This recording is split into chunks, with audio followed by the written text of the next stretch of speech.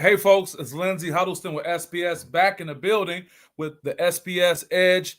We're doing something different today. I enjoy having this great platform and get to interview my friends and other great stakeholders in sports and beyond.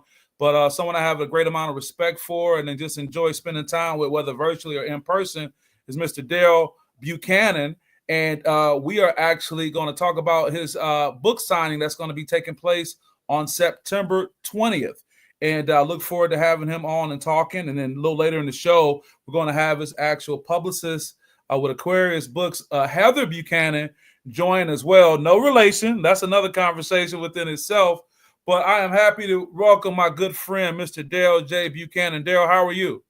I'm doing great, Lindsay. And I just want to thank you for giving me this platform, giving me ability to talk about, something that's been so, it's recent, but it's still kind of near and dear to me. So I want to thank you for that. Absolutely. We've had a lot of great conversations over the years. And fortunately, with technology, we've been able to do it at a distance, sometimes in person, but to be able to pull those things up. And although I'm pretty sure I won't be able to make the actual signing, I got my book on the way, and I just want to have this time. Now, I'm going to do one housekeeping thing. It doesn't apply to you. I can see our friend Heather Buchanan, and if she can hear me, I just want her to wave. She doesn't know I can see her. Okay, that means we're good. So in a little while, I'll be able to bring Heather on as well. But what I'll do, Daryl, for those who can check in now or later, I just want to read this outstanding bio. And yeah, this is you I'm talking about. So give me some grace to be able to read the bio and we'll get to talk about your book coming up, Invincible. Daryl J. Buchanan is a tireless advocate for youth and community development. He is the former director of the Obama Foundation's My Brother's Keeper initiative for the state of Michigan. He proudly served as president of the Southfield Board of Education, of which he was a trustee from 2005 to 2014. He diligently served as a mentor for students who are in the greatest need of compassion and understanding, as he has been instrumental in involving fellow members of the community in this endeavor.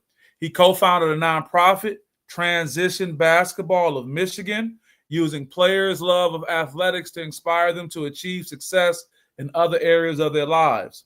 As a result of participating in this program, many young men have received athletic and academic scholarships, networked with business and community leaders, and have been motivated to attain higher levels of academic and personal accomplishment. He has served as the vice president of the Michigan Association of School Board of Directors. Mr. Buchanan also serves as a boys varsity head basketball coach at Southfield Arts and Technology High School. And born and raised in Detroit, Michigan. We'll definitely talk about that. He's a proud graduate of St. Martin de Porres High School and completed his undergraduate studies at Wayne State University, where he's currently pursuing his MED. Congratulations to you on that, brother. And also, he's married to his wife for 40 years, and they are parents of two college-educated adult sons, and that is Mr. Daryl Buchanan, who I have the pleasure of having on the SPS Edge show. Brother, how you doing? I'm doing great. It's interesting when you hear all that. It's like you just living and just, doing what you see, necessary. You see what's going on in front of you. And then to hear it all compiled like that is, it's heartwarming, for real. Yeah, what it makes you say, who is that? Who is that you're talking about? Yeah, who you talking about? Right. Well, that's awesome, man. Well, I really want to get into it. You and I had a chance to talk offline a little bit, but I'll definitely let you unpack this, and you'll have time to talk at your actual book signing. But I want to bring up this image for the book cover, Invincible, and what you have to share. So with that, there he is right there. I guess this would be a good way to get into things. Let's talk about the cover and what got you to this point where you're writing your own memoir, Daryl. So I'm right at the corner of 14th and Virginia Park. You see it behind you, and that's where I grew up. And it just seems that as I just turned 70. So being 70, I don't know, all of a sudden my dreams started becoming more clear.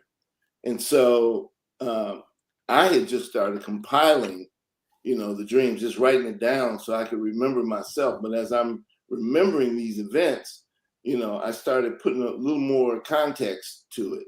Okay. And as I'm, next thing I know, it started maybe about 6 or 9 months ago.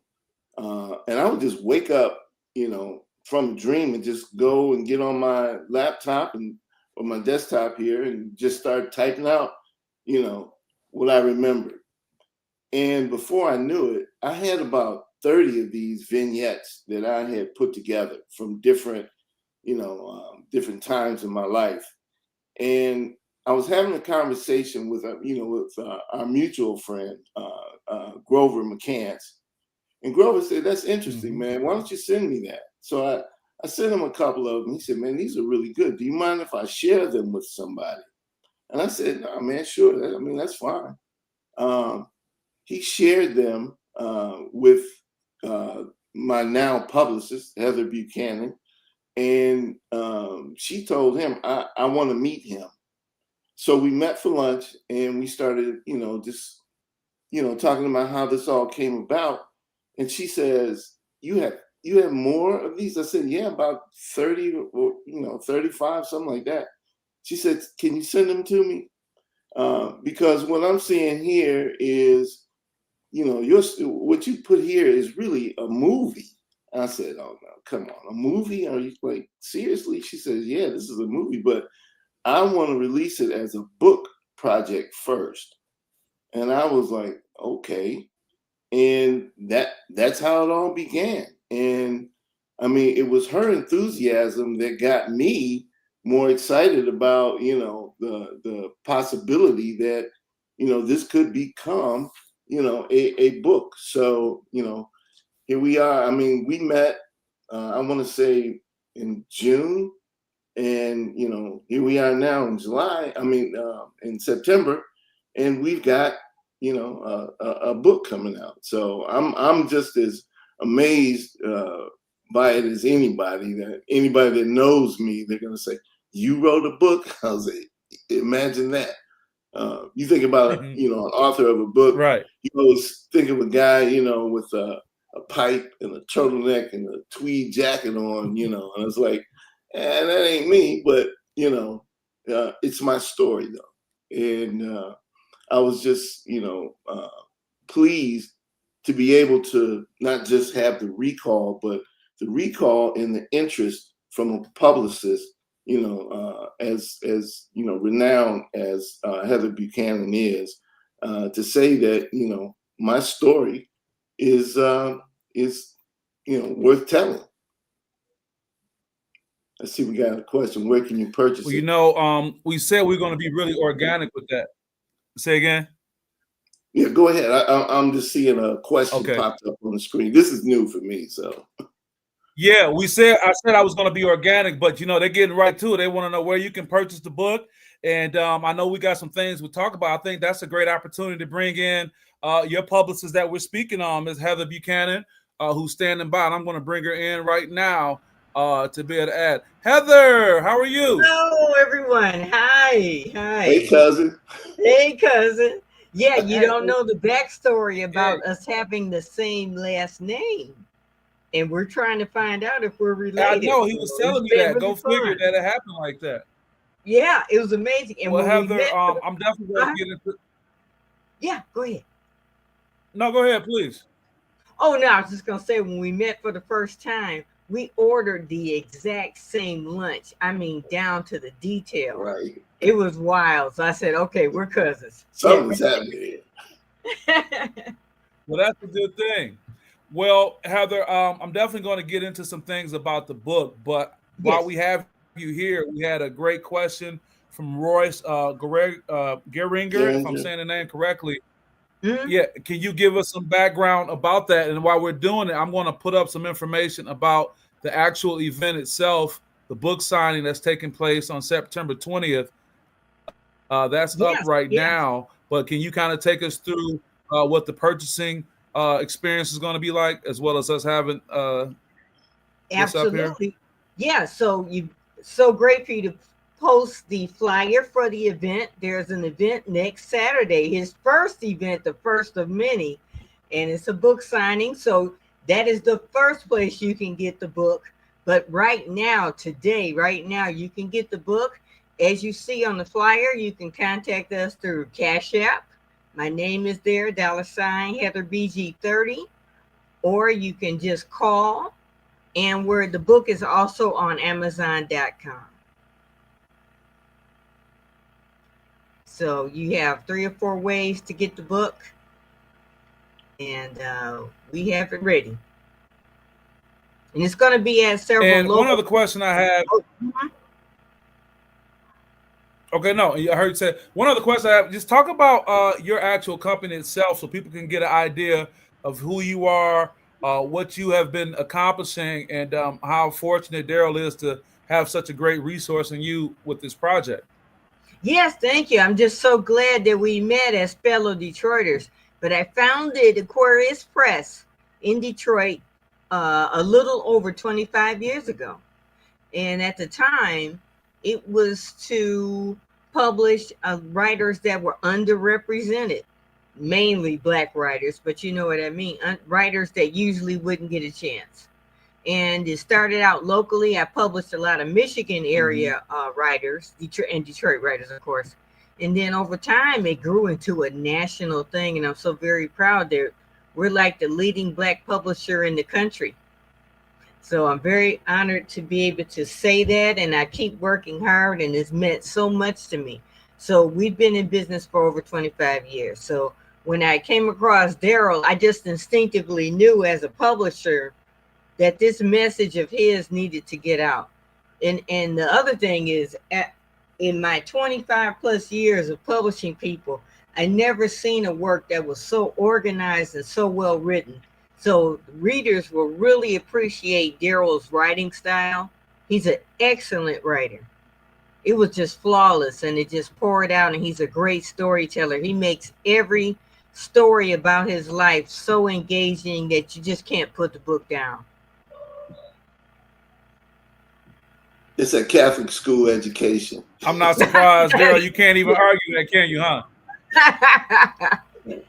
Absolutely. Well, that's a great transition for us, and I'm happy with that. Darryl, you and I talked offline, and I think this is a great opportunity to kind of talk about some segments of the book. Why don't you talk about some of those stories that probably you got honed right there on Virginia Park with your buddies coming up. But let's talk about the turn and kind of share that experience as far as the impetus for the book, what that was like, and kind of give us some insight into some of those great storytelling opportunities you're going to share in this book. So the thing that I found in my journey is that so much of what I learned about human interaction, how to deal with different situations and people I come across really started, as a child growing up on Virginia Park. Now, somebody could look at that and say, well, and I remember the first time I heard it, somebody said, well, you grew up in the ghetto. And I said, no, I didn't grow up in the ghetto, man. When I think about the ghetto, I think about an area that's, impoverished of resources and, just, devastated or destitute. My neighborhood was anything but, and growing up there. Now, it was different, for sure. I mean, prior to that, I lived in Coney Gardens, right behind Pershing, right there on Klinger. We moved from there to Highland Park. I was actually making my first communion at Blessed Sacrament while we were living in Highland Park the day that Kennedy was assassinated. So, that was, one of the things that kind of stuck out, and one of the stories that I tell just about that. But from Highland Park to Virginia Park, my parents got divorced in 1964. And this is when nobody's parents were getting divorced, okay? And, because of that, I was kind of labeled like I was supposed to be a troubled kid. Like, I was supposed to be the bad kid because I came from a broken home. But my home was anything but broken. My house was full of love. I was living with my grandparents, and my mother, my brother and sister. So there was no lack of love or discipline or any of that going on. And on that block, I just came into my own where, I just learned about life. So many situations that I saw growing up that, formed my view of the world. I talk about how my mom would send me downtown on the bus when I was about 10 or 11 years old to go pay the Hudson's bill and pay the light bill. But when you went to pay the light bill, you had to take take bulbs in to exchange them. They used to not have to buy light bulbs. You could exchange bulbs. So, as an 11-year-old, this is what I was doing. Those are the kind of responsibilities I had as the oldest in the family. And so there were responsibilities that came along with that. And I say that because if I caught the bus downtown, invariably I would run into somebody from the Nation of Islam, and I would have a conversation with them because I've never met a stranger.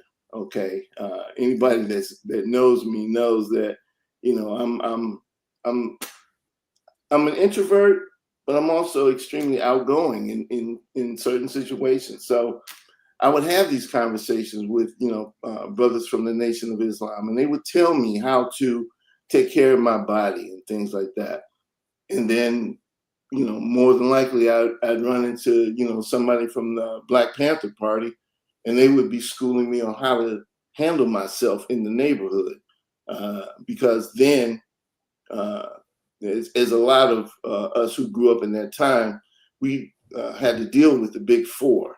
And the Big Four was before we had stress, okay? And the Big Four were known to just terrorize our neighborhood. So they would tell us how to comport yourself when you got into these situations. Young brother, don't wear your hair so long. You won't be able to escape the police. Don't wear bell-bottom pants. Don't wear platform shoes.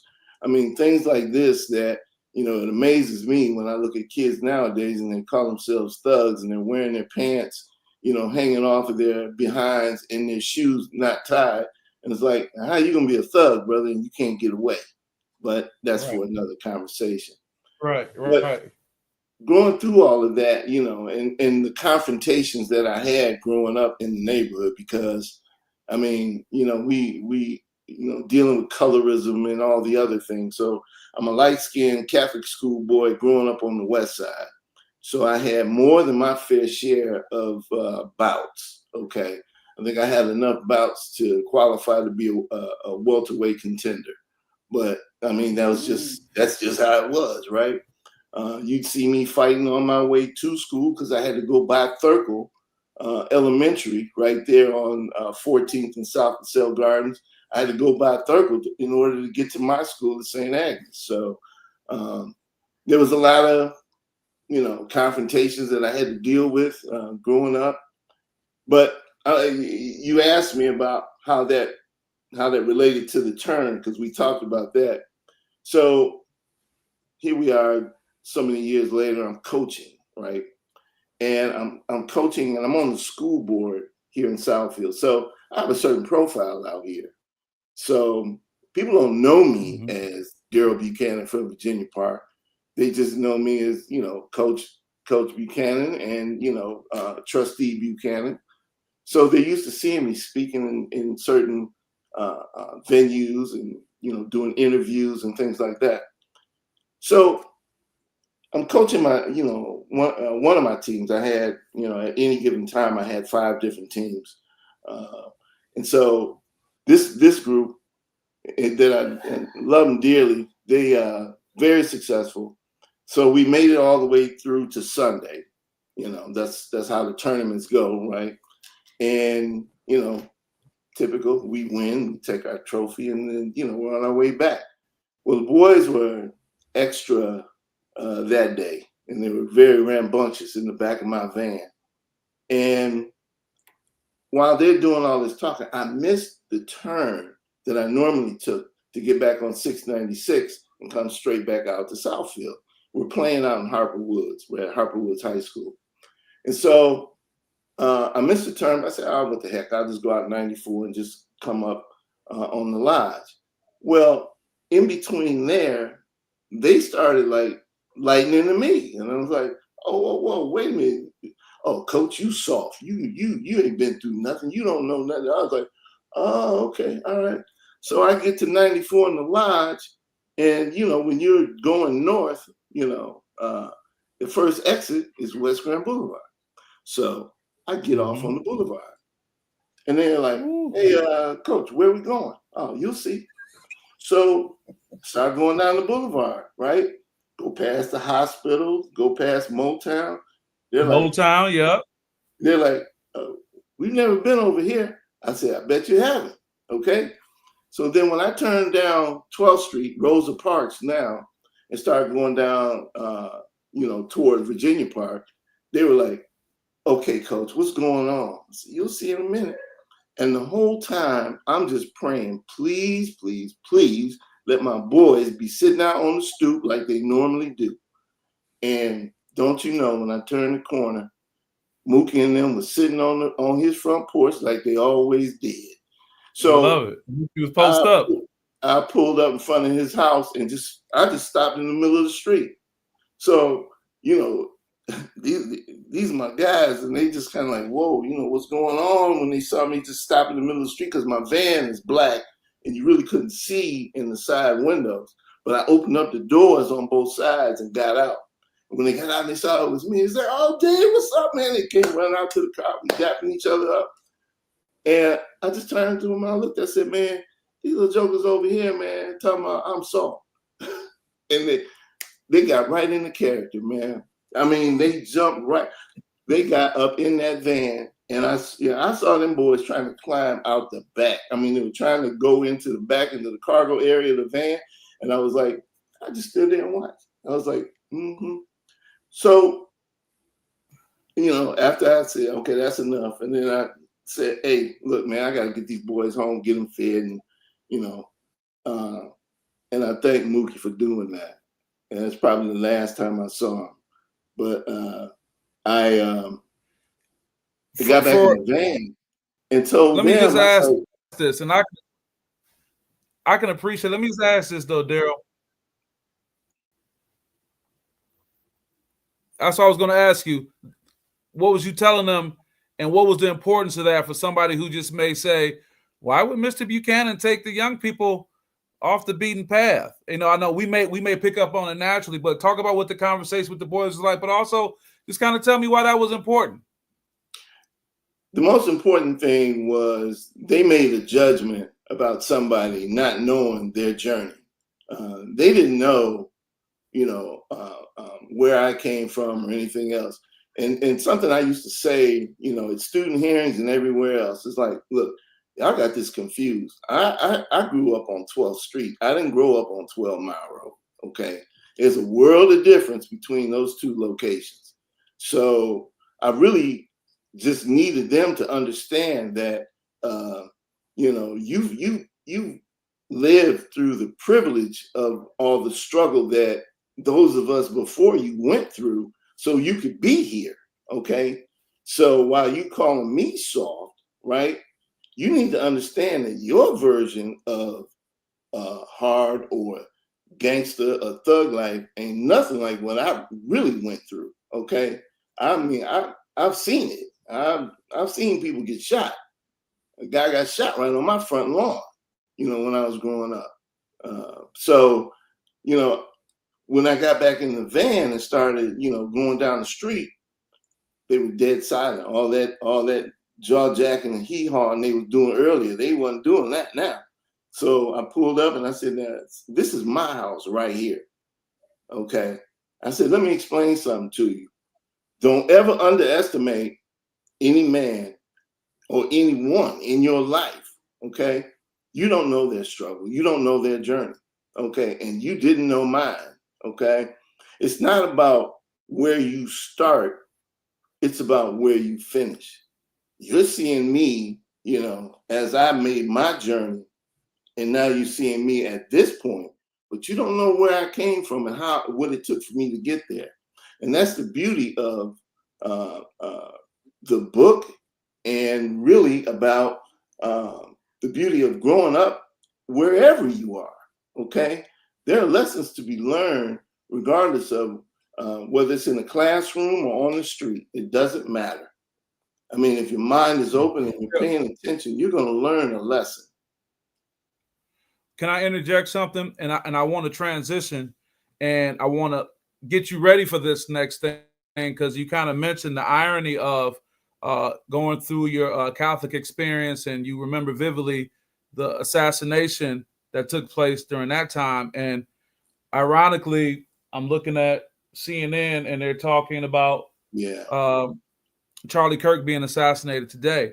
I want to shift gears for a second, but before I do, I want to get Heather's feedback on what was just previously stated by Daryl, and what makes that, and Heather, I think your mute button is still on right now too, but what makes that information that Daryl said so valuable as it relates to publicizing a book and promoting a message. And Daryl, I'll come back to you to kind of get your thoughts about where we are, and it kind of relates to a social media post you put today to get that. So Heather, can you kind of just share when Daryl talks about the turn and why, as a publicist, you see value in this type of information and sharing something like that? Oh yeah, it's quintessentially everything that he said is the reason why this book had to happen.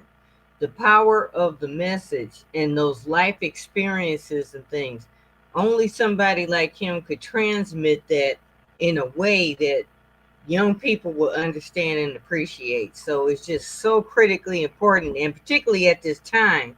And we're in this middle of all of this where they're wanting to erase Black history and things like that in our, legacies. And he's a walking history, So it's so important what he has to say and what he can share and what he has shared over the years, and finally writing that down for posterity's sake. Yep. Very important. And it sure helps that he was a great writer. Helped you with the process too, huh? Sure did. Boy, he made my job a whole lot easier. I tell you, I really appreciated that. I love it. I want to get that. Daryl, I want to kind of switch back to you now, and thank you for that, Heather. Just the times that we're in when, it's almost like you can be reminded of experiencing your childhood, and here it is happening for you now at 70. And just kind of take me through, even when you got the news about, this unfortunate event in American politics, and the triggering, the potential trauma, and just, what that puts you at right now, and now how that kind of relates to other opportunities that will come from this book and beyond. Well, growing up in the 60s as a kid, a lot of these things weren't making sense to me. I mean, like I said, I was 8 years old when Kennedy was assassinated, and I was going to Blessed Sacrament, which is, the cathedral right there on Belmont and Woodward. School's since been torn down, but because it was, I want to call it the primary church of Catholics in Detroit, because that's where the Archbishop performed Mass. I went to school with a hodgepodge of kids. There were white kids. I actually went to school with a kid that was from Ireland. It took me the longest to understand what that kid was saying, when we'd be out on the playground,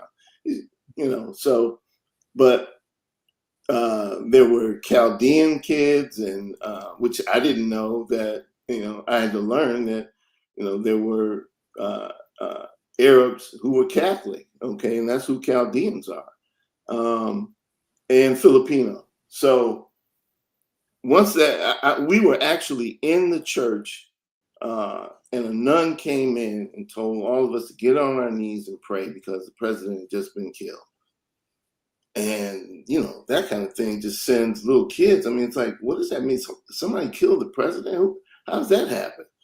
And I just remember walking, when we left school and we're walking down the street, And, you know, when you're a little kid, you don't really know, you know, different ethnicities or whatever. So, you know, as far as we knew, the Filipino kid, you know, was, you know, Japanese to us. And, you know, we're in the era right after World War II. So, you know, we're all, you know, indoctrinated, you know, getting Army guns and Army helmets, and we played Army all the time. And I just remember when we were walking out and everybody's like confused. I remember Anthony Duarte, that was his name. Anthony Duarte says, well, what's going to happen to us now? And I just looked at him, and I think we all turned and looked and said, you know, he said, what's going to happen to us now? What if the Japanese attack us now? You know, I turned and looked at him and said, well, what you worried about, bro? You're going to be all right. You know, we didn't know, right? Not long after that was the assassination of Malcolm X, who to me was, you know, I was too young to really understand who he was, okay? But then Medgar Evers and, you know, Martin Luther King, and as I'm getting older and I'm seeing more of this going on, and it was just the turmoil that was taking place in America as we were changing our focus from just being, you know, an all-white nation to now a nation of many, e pluribus unum, right? That's what we're supposed to be. So, you know, just going through all those trials and tribulations, there was going to be friction. And we went through all of that. And it seems like, you know, all of the fights, the litigation, the marches, I mean, all of that led to changes in our society. Were they all for good? I don't know. I don't think so, but there was change. And a lot of other groups saw, you know, how we fought and struggled, and they jumped in and they fought their fight and started making changes. And so we've been watching, you know, how they're trying to turn back all of those, all of the progress that was made in terms of civil rights, gay rights, women's rights. All of those things are now being under assault under the false idea that we're going to be great again.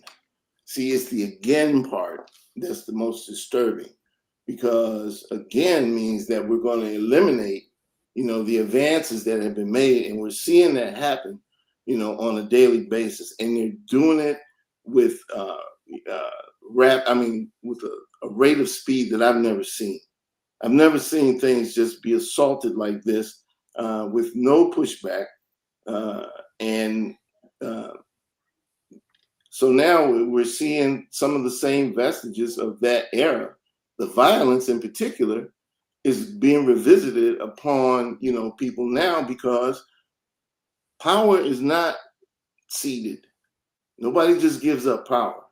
Okay, power has to be taken. Rights have to be taken. And people are pushing back now. I get it. So let me ask this with the time that we have, and Heather, I will go back to you another time to kind of, you know, talk a little bit about your work and what the actual event will look like and what other possible events will look like. This may seem like a simple question, Daryl, but what do you want people to take from this book? Because you became the accidental author, right? You weren't looking to do this, right? And you can have this. Somebody once told me, just give me credit one time for the term, and then you can use it after that. But listen, what do you want people to take from this book? Because you have such a depth of knowledge, social, economic, political, all these things, and it's not like you had an actual a campaign, for lack of a better term. You didn't kind of start with this expectation to do something. You just got good people around you that say, hey, man, let's take it there. So now at this point, unexpectedly, what do you want people to take from this? Validation that everybody's life is its own book. That everybody's life is a story. It's how you interpret, the events of your life and how you put it, in context. How did that form, your view of the world? How did that help you to grow, as a human being? How did it help you to, help others? Okay. And that's really, when I think about what I want this book to be, I want people to think about, the value that their experience has and how that can be interpreted as something necessary to give back. It's like, I think about when my oldest son, Evan, was born, okay? And I was there in the birthing suite. And because he was born by cesarean, I was the first one to hold him. So I held him and I bathed him. But the first time I looked into my son's eyes, there was a feeling that came over me, and I thought I was going to faint. I thought I was going to pass out, because when I looked into his eyes, I thought I was looking into my own soul. I knew that I had to change. I knew that I had to, take this life and whatever it is, whatever his gifts are, to return those to the world. After that, I started thinking about my own life and started thinking about what is the value of, my experience, and how do I give back to the world my gift, which I found really to be at that, coaching. I coached for 45 years.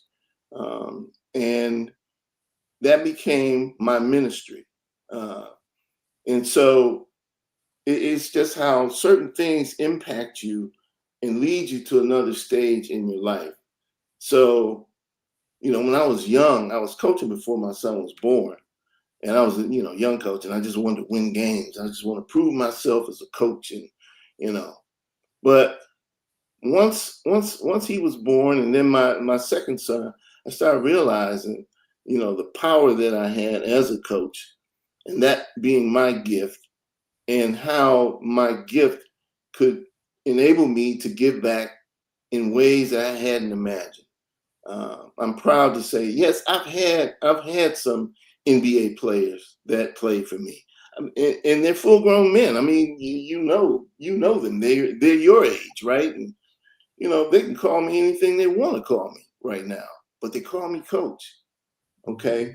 And that's with the majority of my players. And it's because I think when I realized what my gift and my purpose was, I was able to take their love of a simple game of basketball, would make them understand that the same effort that it took for them to wear my uniform was the effort that it was going to take for them to be a doctor, an engineer, a plumber, a carpenter. It didn't matter. You're going to have to put the same effort into those, aspects of your life in order to be successful. And I think so many of them have, witnessed, my life, how I live, my family, my wife, my sons. And I now have, I've had a couple of NBA players, but I've got way more husbands, fathers, and college educated men who are out there making a difference in the world. And that is the reason that kept me coaching for so long. So if there's anything that I want people to get from this book, is for them to understand the value of their own existence, and how they interpret it is more important than what somebody else says about your life. If I had listened to people then, being a boy from a broken home, right, being from the ghetto, I probably wouldn't have amounted to much. But I saw a different purpose for my life. And the best part of it is, you can go back and look at all those naysayers and all the people that, thought you weren't going to amount to much. And you could just say, I'm here, and I'm making a difference. That's very important. Darryle, I want to come back to you for some final remarks. just to let you know. But Heather, what I would like for you to do is just kind of give us an idea of what the book signing will look like. And you mentioned, multiple other events. So kind of just give us an idea from a broad stroke standpoint of what this kickoff is going to look like and what other things can we also look like. And Darryle, I'll let you bring us home with the time that we have. Sure. Great. The kickoff is really fun for Daryl. He deserves this. I want him to be celebrated and enjoy. But yeah. Now, Daryl, you can't let him have too much fun. You can't let him have too much fun. That's the fun I'm missing. That's where I want to be there. I can't be there. I know. I wish you could be there. Yeah, he's going to be celebrated. That I will say it like that. The biggest thing is for this first debut to the world, we're just introducing the book to the public. So we're going to have guests there and his supporters, his friends, his family. They're the first ones that get to see it and believe it and understand it. And we're going to celebrate the book. And then we're going to have Daryl read from the book to the audience, so they can really get a sense of what's inside of the book and he can discuss it. And we'll take some questions and comments from the audience. And then the rest of the time is just a party, just to enjoy and celebrate what's happening. All the good things that are coming ahead. Yeah, so he's going to have, we're setting up a lot of book signings in our local stores here in Detroit. And we're working on the national. This message is so much more than just Detroit. This is a message that can reach across the country, really reach around the world. So this is just the beginning. So we're really excited. And also, when you talk about celebrating Black excellence along with Daryl, Shops on Top, can you talk about that location and talk about their proprietors who Daryl and I both know? Daryl held the job as the Obama Foundation's My Brother's Keeper initiative, but we know that Darren and Tina was the Obamas before we knew the Obamas going back. So can you talk about the location itself and give us a little background on that as well? And then anything else you want to share? Oh, I'm sorry. Was it for me or for you, Heather? For you. Oh, thanks. Yeah, Shops on Top. It's kind of new to me. I was just so impressed. I had gone there last year for a jazz concert from a musician that I know. He was performing there, and I said, Shops on Top? I don't know what that is. And he was telling me, he's like, oh, yeah, it's in the Eastern Market. And I was just so impressed when I was there. And the setup of the place and the proprietor, Darren, he was just so really gracious and cool. And it was just an awesome place. And it just showcases. And I love the way they sell things there and how it's set up. And I said, this is the perfect place for Daryl's book. And then I didn't know at the time that Daryl's brother is connected to Darren. I think the same fraternity or something. No, so I'm sorry, go ahead. We're Darren and I are in the same fraternity. My brother and Darren graduated from high school together. Oh, I see. Yeah. Mm-hmm. Yeah. So it was just a great connection because we didn't know that at the time that we were all connected. But yeah, Shops on Top seemed like the perfect place to do something like this. So yeah, you can go ahead, Daryl, and tell the rest. No, I mean, I've known Darren for a while. I'll let you bring us home. Go ahead. Go ahead, Daryl. I want you to bring us home. Tell us about Darren, and I'll let you have the final remarks as well. So, Darren is an entrepreneur's entrepreneur. I mean, this brother is out here hustling, and he's had some very successful enterprises that he's been involved with, from clothing to food and, just a myriad of things. So very successful. I don't, I'm not surprised by it at all. He is my frat brother. He is an achiever. And so, we wouldn't accept anything less, as members of Kappa Alpha Psi. But, it's interesting. I was looking at the flyer, and if you can see right here, the acknowledgement that was given by Dr. Carl Taylor. I've known Carl Taylor since I was a freshman at Michigan State. And he knew me back, in my, You want to read the acknowledgement? He says, Daryl Buchanan has a modern griot view of growing up in an urban environment. an entertaining multicultural experience of which many in America have no knowledge. And it's Dr. Carl Taylor, professor emeritus from Michigan State University.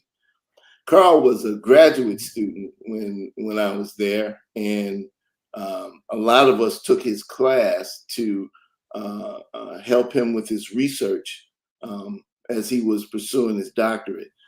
He went on to become a renowned criminologist and has written several books, on the topics of crime and in our communities, and really got involved with a lot of nefarious people along the way.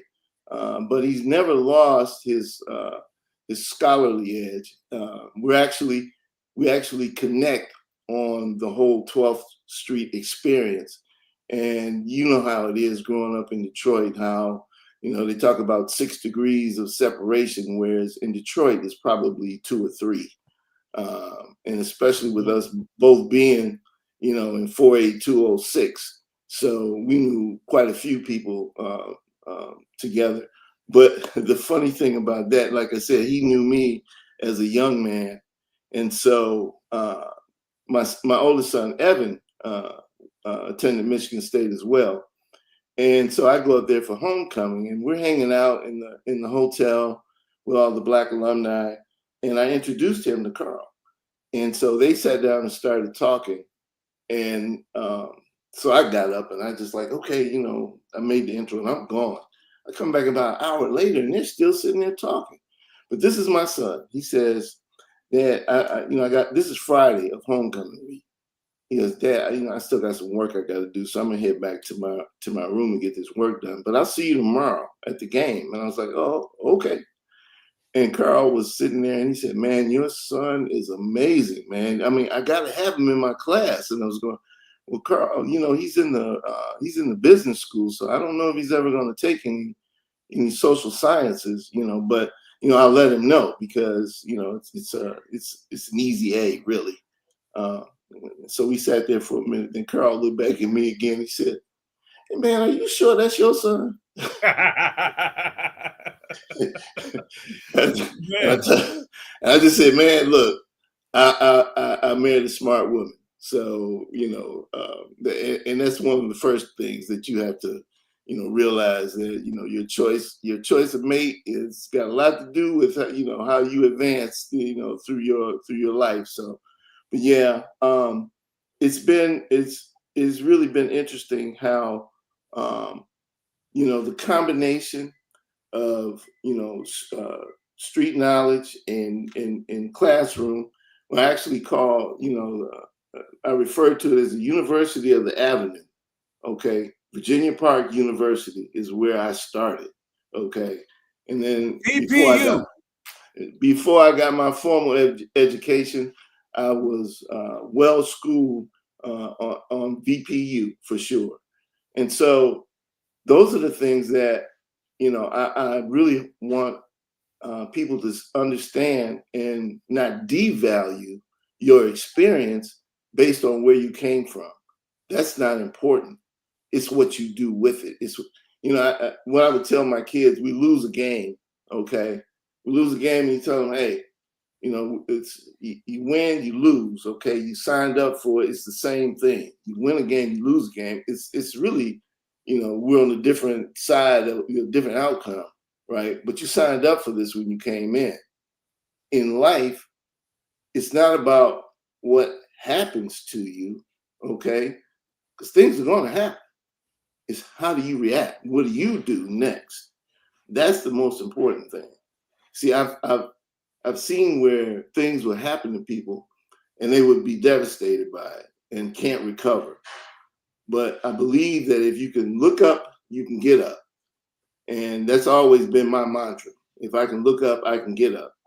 And, that's probably the most important thing that I want to impart to people, through this book, being the vehicle to impart that. Well, Darryl, I appreciate it so much. I love the fact that technology allows us to record these things. And believe it or not, I look forward to just going back and listening to it again, because that's when you can kind of pick up on some different jewels and nuggets. And I'll be with you guys in spirit on next Saturday when you guys are there. But I'll show one more look at this great image for your book cover. You have great support in your newly found cousin, Heather, to be able to help you with that. And I just want to say I can appreciate our friendship and all that you do. And I look forward to my copy coming in and reading it. And lastly, my daughter is a vociferous reader.